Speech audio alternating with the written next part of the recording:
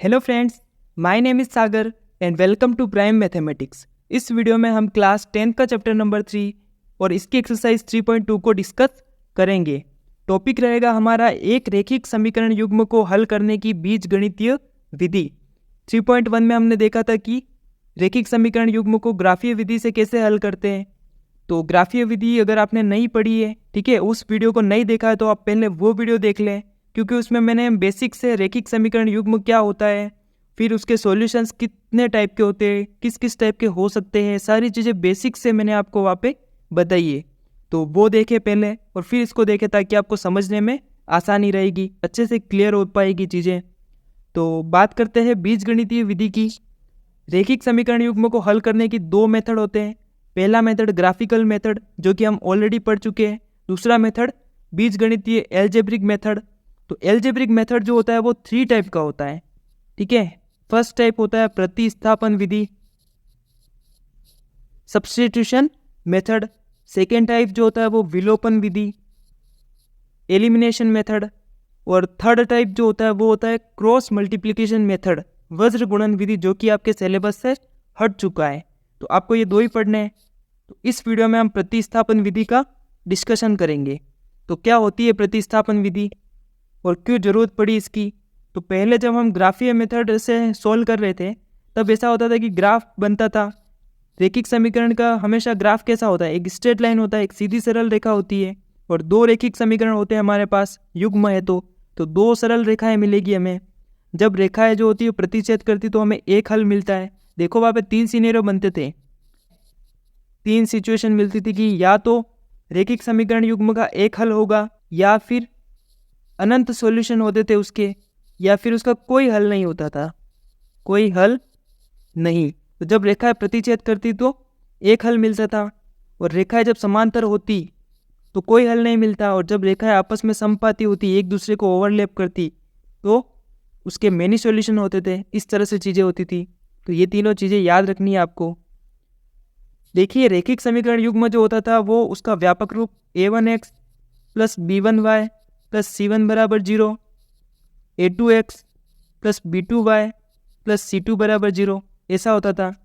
हमको चेक करना था कि इसका सॉल्यूशन किस टाइप का है। तो हम क्या करते थे, a1/a2 निकालते थे, b1/b2 और c1/c2 निकालते थे। फिर चेक करते थे कि अगर a1/a2 b1/b2 के बराबर नहीं आए तो रेखाएं आपस में क्या करेगी, प्रतिच्छेद करेगी, और इसका सिर्फ एक सॉल्यूशन होगा, यूनिक सॉल्यूशन होगा। और जब ये बराबर आ जाए लेकिन b1/b2 और c1/c2 जो है वो इक्वल नहीं आए, तब क्या होता था कि रेखाएं जो है समांतर होती थी। तो जब समांतर होगी तो इसका कोई सॉल्यूशन होगा ही नहीं। और जब तीनों बराबर आ जाए, तीनों जो है वो बराबर आ जाए, तब रेखाएं समपाती होती थी, और समपाती होगी तो उसके कई सारे मेनी सॉल्यूशन हो सकते थे। ये चीज़ें हमने पढ़ी थी। तो ऐसे डायरेक्टली यहाँ पे भी हम चेक करके पहले ही बता सकते हैं कि क्या सिचुएशन होने वाली है, ठीक है, समीकरणों को देखकर। और प्रतिस्थापन विधि से कैसे सोल्व करते हैं हम, चलिए देखते हैं। देखिए यहाँ पे मैंने स्टेप बाय स्टेप चीज़ों को लिखा है, लेकिन हो सकता है कि ये सीधा आपको पढ़ने पे समझ में ना आए। फिर भी मैं एक बार पढ़ लेता हूँ, फिर हम एग्जाम्पल के साथ में इसको देखेंगे तो आपको अच्छे से क्लियर हो जाएगी चीज़ें। तो देखो सबसे पहले क्या करना है कि एक समीकरण के एक चर को दूसरे चर के पदों में लिखना है। तो वहाँ पे भी हम क्या करते थे, जैसे किसी एक चर को अलग कर लेना है, जैसे x को एक तरफ ले लो और फिर 2y-2 इस तरह की समीकरण होती थी। तो यहाँ से x को अलग ले लो, ठीक है, एक चर के रूप में लिख लो। फिर x का मान जो है, ठीक है, यहाँ पे मैं मान लेता हूँ कि एक चर जो है वो x है। अब सेकेंड स्टेप में उस चर का मान दूसरे समीकरण में रखेंगे और समीकरण में उपस्थित चर का मान निकालेंगे। तो देखिए x का मान किसी उस समीकरण में रखूंगा तो x की जगह पे रखूंगा, तो वहाँ पे वो जो समीकरण पूरी y में चेंज हो जाएगी, और उसको सोल्व करेंगे तो y की वैल्यू मिल जाएगी हमको। y की वैल्यू मिलने के बाद हम y की वैल्यू किसी और समीकरण में रख देंगे, तो वहाँ से हमको x की वैल्यू मिल जाएगी, या फिर इसी समीकरण में रख दो तो x की वैल्यू भी मिल जाएगी। इस तरह से हम x और y की वैल्यू निकाल लेते हैं। लेकिन कई बार ऐसा होगा कि सिचुएशन कुछ और ही होगी, कि जैसे हमें बिना चर का कथन प्राप्त हो जाएगा। मतलब ऐसा होगा कि y जब हम इसमें रखेंगे और दोनों y मिलेंगे तो y से y कैंसिल हो जाएगा, तो फिर तो हमारे पास कोई चर बचा ही नहीं। तो फिर हम क्या करेंगे, तो फिर ऐसा सिचुएशन आ सकती है कि जैसे 2 = 2 इस टाइप से स्टेटमेंट मिलेंगे हमको। तो यहाँ पे देखो अगर कथन जो है वो सत्य है, क्योंकि देखो दो दो के ही बराबर होता है, तो ये कथन तो सत्य है। अगर ऐसा कथन हमें मिल जाए तो रैखिक समीकरण युग्म के अनंत हल होंगे। और असत्य कथन मिले जैसे कि 1 = 7 ऐसे मिल जाए तो क्या 1 7 के बराबर है? नहीं है, गलत बात है ये तो असत्य कथन मिले तब रैखिक समीकरण युग्म का कोई हल नहीं होता है। तो हमने पहले ही देखा था कि यूनिक सॉल्यूशन होता है, अनंत हल होते या फिर उसका कोई हल नहीं होगा। तो अनंत सॉल्यूशन कब होंगे? जब इस टाइप की सिचुएशन मिलेगी। कोई हल कब नहीं होगा, कब होगा, सॉरी, है ना, मतलब कोई हल नहीं, मतलब कोई सॉल्यूशन कब नहीं आएगा? जब असत्य हो, ठीक है। और इससे तो आपको पता ही है, जब एक दूसरे में पुट करते तो एक्स और वाई की वैल्यू हमें मिल जाती है। देखो यहाँ पे थर्ड में लिखा है कि प्राप्त चर का मान किसी भी समीकरण में रखकर दूसरे चर का मान प्राप्त कर लेंगे। बस वैसे ही जो मैंने बताया यहाँ पे, ठीक है। तो चलिए उदाहरण से समझते हैं हम। एग्जाम्पल नंबर 1 यहाँ पे है। पहले तो सबसे पहले आप इसको समीकरण 1 और समीकरण 2 मान लो, ठीक है। अब क्या करेंगे, मैंने बोला था पहले कि आपको यहाँ से कोई भी एक समीकरण ले लो, और तो मैं लिख लेता हूँ इक्वेशन 2 से, समीकरण 2 से। यहाँ से मैं एक्स को वाई के पदों में लिख रहा हूँ, ठीक है। 2y को उस तरफ लेके चला गया, तो देखो यहाँ पे एक चर को मैंने अलग कर लिया। अब बात करते हैं आगे कि इसको मैं समीकरण नंबर 3 मान लूँगा। तो समीकरण 3 से x का मान किसी भी समीकरण में रख लो, कोई फ़र्क नहीं पड़ता, इसमें 1 में रख लो, ठीक है। x का मान समीकरण 1 में रखने पर, किसी में भी नहीं, सॉरी, इसमें 1 में रखना है ना, जो जिसको हमने यूज़ नहीं किया उसमें रखना है। तो का मान 1 में रखने पर जब हम इसमें रखेंगे तो क्या हो जाएगा, 7 × x की जगह पे 3 - 2y + 15y = इसको सोल्व करो यहाँ से, 7 × 3 = 21 - 14y + 15y = तो यहाँ से हमें क्या मिला, 21 - सिर्फ y प्लस माइनस माइनस 15 में से 14 गए तो y बचेगा, फिर = आ जाएगा। तो यहाँ से y की वैल्यू क्या मिली हमें, ये इस तरफ जाएगा, y इस तरफ जाएगा, तो 21 - 2 तो 19, ठीक है। ये y की वैल्यू मिल गई हमें। ये देखो यहाँ पे हमने +15y ले लिया जो चोस में, यहाँ पे देखो यहाँ पे माइनस है, तो ऐसी गलतियाँ नहीं करनी है, आपको भी ध्यान रखना है, ठीक है, प्लस माइनस का बहुत ज़्यादा। एक काम करते हैं, हम क्वेश्चन में ही प्लस कर लेते हैं, क्या फ़र्क पड़ता है, हमको तो मेथड समझ में आना चाहिए, है ना। तो यहाँ पे y की वैल्यू 19 आ गई। अब क्या करेंगे, यहाँ से y का मान, तो ऐसे लिखेंगे हम कि y का मान समीकरण 3 में रखने पर,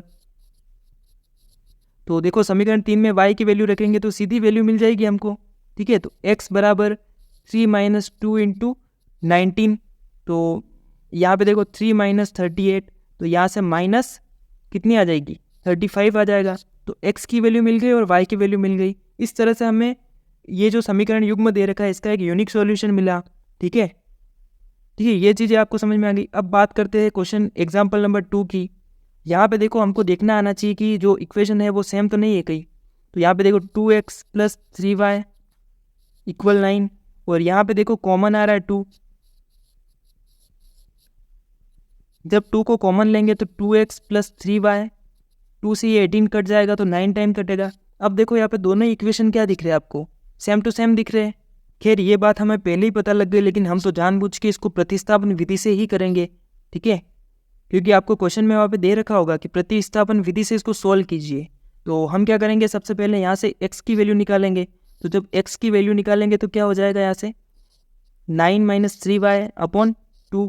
अब x का मान जो है वो समीकरण, इसको मानना है समीकरण 1 2 ऐसा मानना है, ठीक है। तो यहाँ पे समीकरण 1 से x की वैल्यू आ गई। अब x का मान समीकरण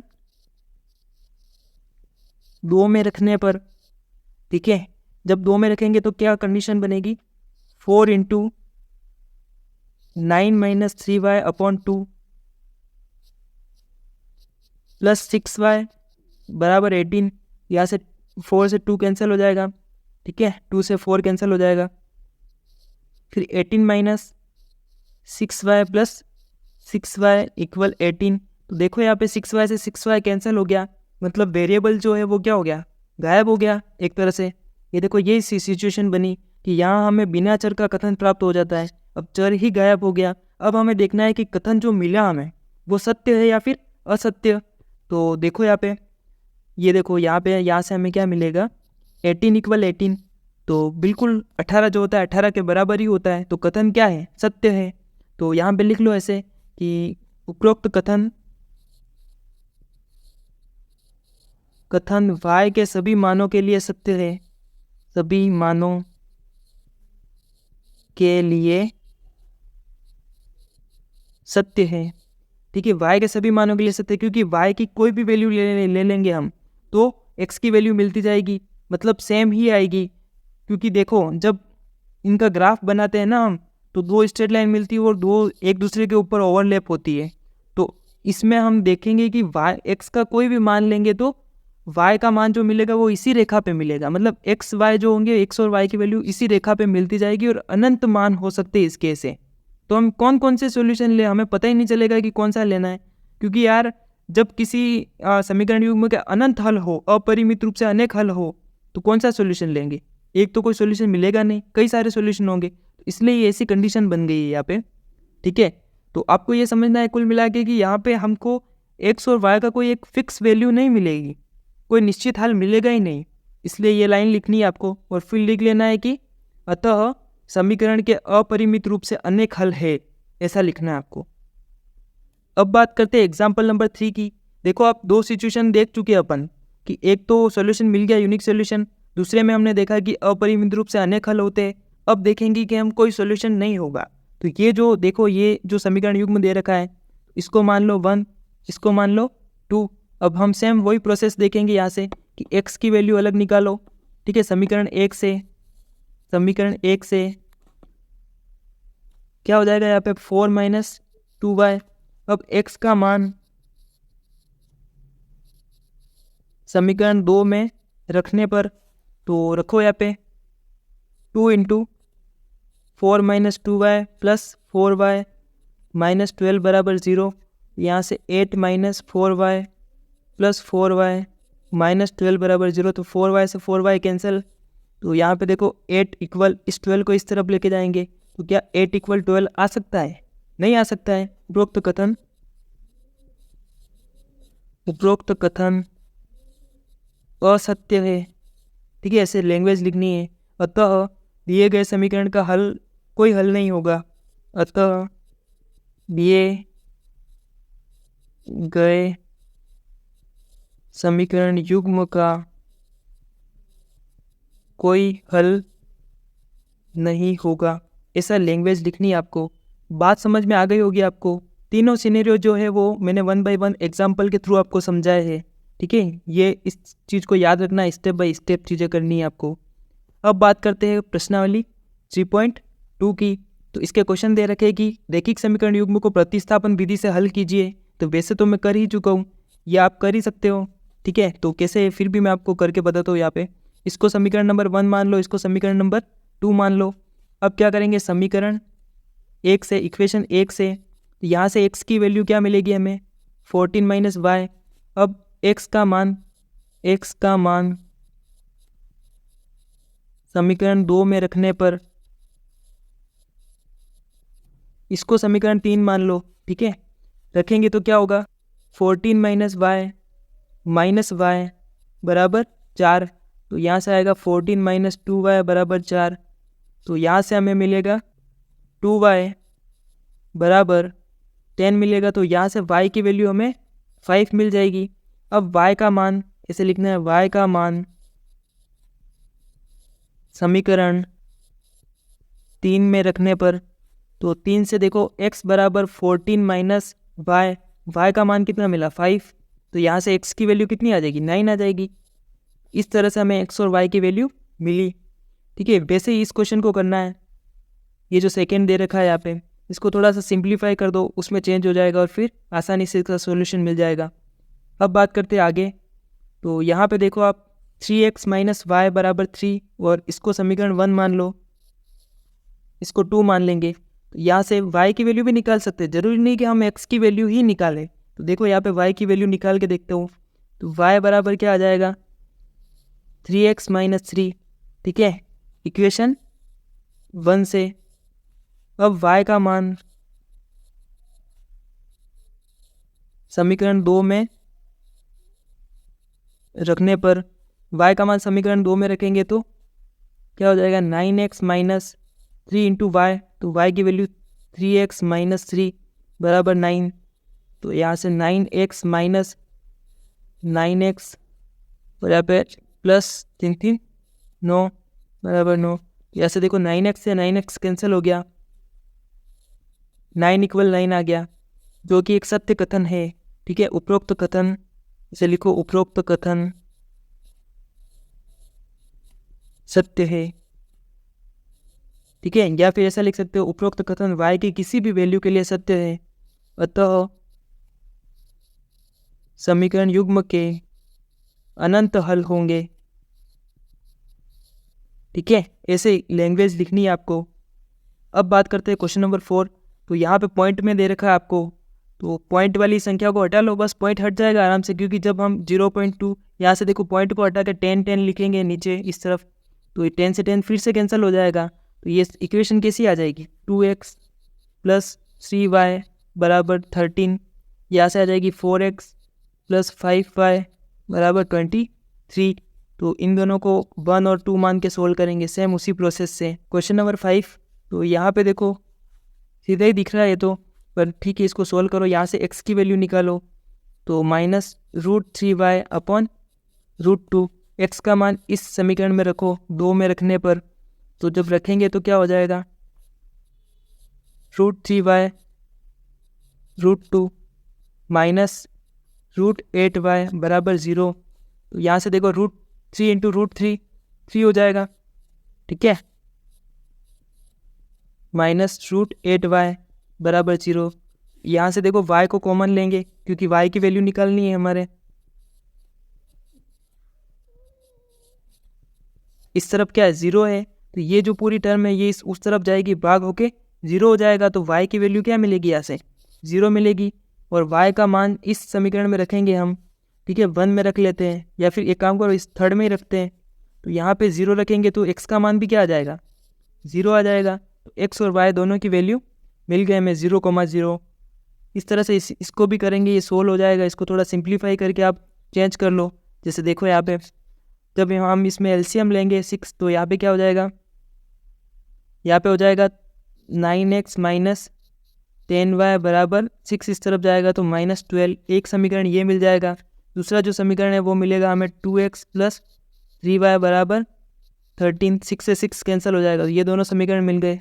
इन दोनों को सोल्व करके आप आराम से आंसर निकाल सकते हो। अब बात करते हैं क्वेश्चन नंबर 2 की। 2x प्लस 3y बराबर 11 एंड 2x माइनस 4y बराबर -24 को हल करो। m का वह मान ज्ञात करो जिसके लिए ये बात हो। ठीक है, ये चीज़ सत्य हो। तो अब क्या करेंगे, इसको वैसे ही सोल्व करेंगे। इसको समीकरण नंबर 1 मान लो, इसको 2 मान लो। तो समीकरण 1 से, इक्वेशन 1 से x की वैल्यू निकालो, क्या आएगी 11 माइनस 3y अपन 2। अब x का मान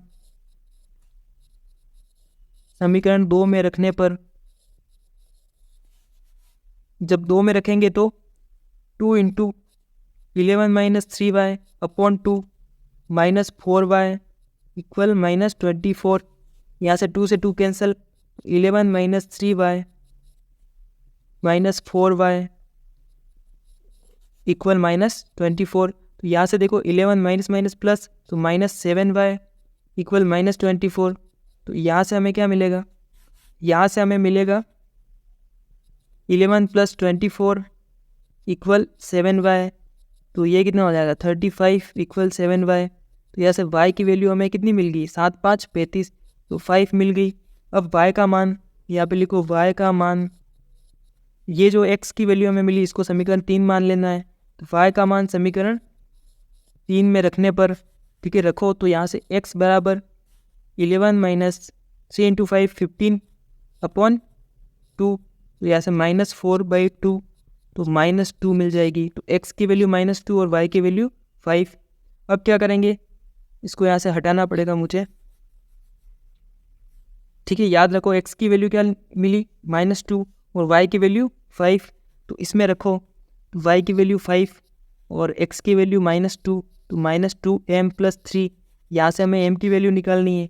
तो 5 माइनस 3 को इस तरफ लेके आएंगे, -2m इस तरफ है ही है, यहाँ से 2 बराबर 2 -2m, तो यहाँ से कैंसिल होके क्या मिलेगा हमको -1, m बराबर -1। तो यही इसका सोल्यूशन है, m का मान है।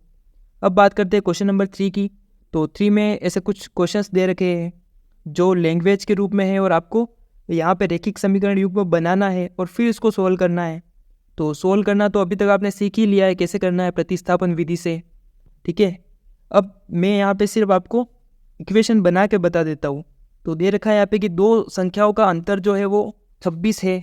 तो मान लो कि पहली संख्या बराबर x, दूसरी संख्या बराबर y। तो दे रखा है कि दो संख्याओं का अंतर मतलब x माइनस वाई बराबर 26, y माइनस एक्स भी हो सकता है, कोई ज़रूरी नहीं है, ठीक है, आंसर सेम आएगा। फिर दे रखा है एक संख्या दूसरी संख्या की 3 गुनी है, एक संख्या x और दूसरी संख्या y, तो इसकी 3 गुनी है। तो पहला समीकरण ये बन गया, दूसरा समीकरण ये बन गया, दोनों को सोल्व करना है और आंसर निकाल लेना है। फिर बात करते हैं इसका सेकेंड। तो इसमें दे रखा है कि दो संपूरक कोणों में बड़ा कोण जो है वो छोटे कोण से 18 डिग्री अधिक है। तो पहले तो संपूरक कोण क्या होता है, जब दो कोणों का योग 180 डिग्री हो तो उसे हम संपूरक कोण कहते हैं।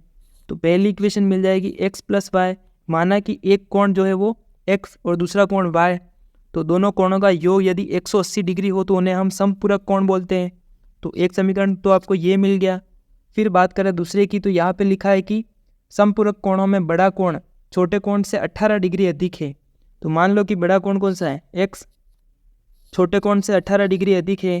तो दूसरा जो समीकरण है वो हमें ये मिल गया, ठीक है। तो ये 1 और 2 समीकरण मिल गए। अब यहाँ से x की वैल्यू निकालेंगे एक समीकरण से, फिर दूसरे समीकरण में रखेंगे, वहाँ से हमें y की वैल्यू मिल जाएगी और y की वैल्यू फिर से समीकरण नंबर 3 में रखेंगे तो x की वैल्यू मिल जाएगी। इस तरह से इसको सोल्व करना है। क्वेश्चन नंबर 3 की बात करते हैं।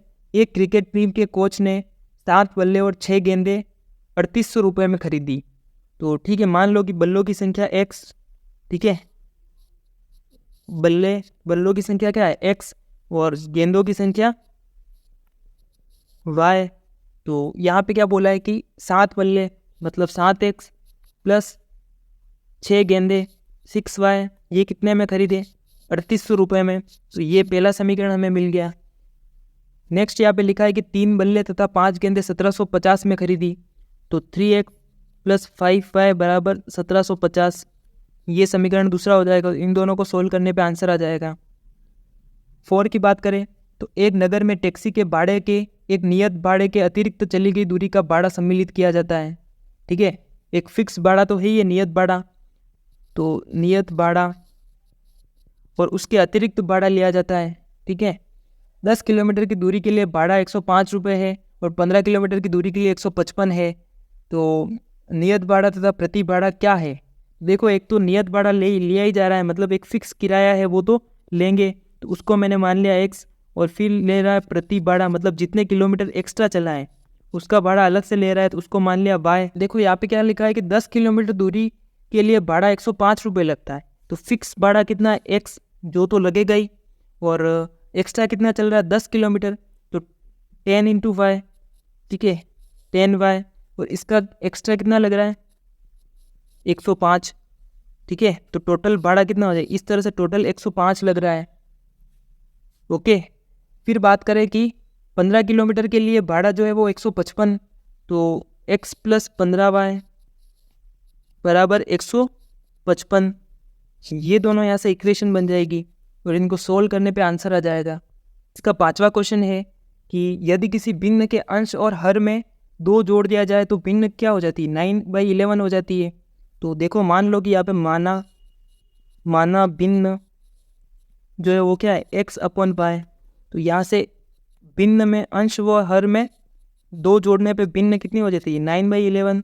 तो इसको सोल्व करना पड़ेगा। यहाँ से 11x प्लस 22 बराबर 9y प्लस ये 18, तो यहाँ से 11x माइनस 9y, और ये कितना हो जाएगा माइनस होके इस तरफ 4 बराबर 0।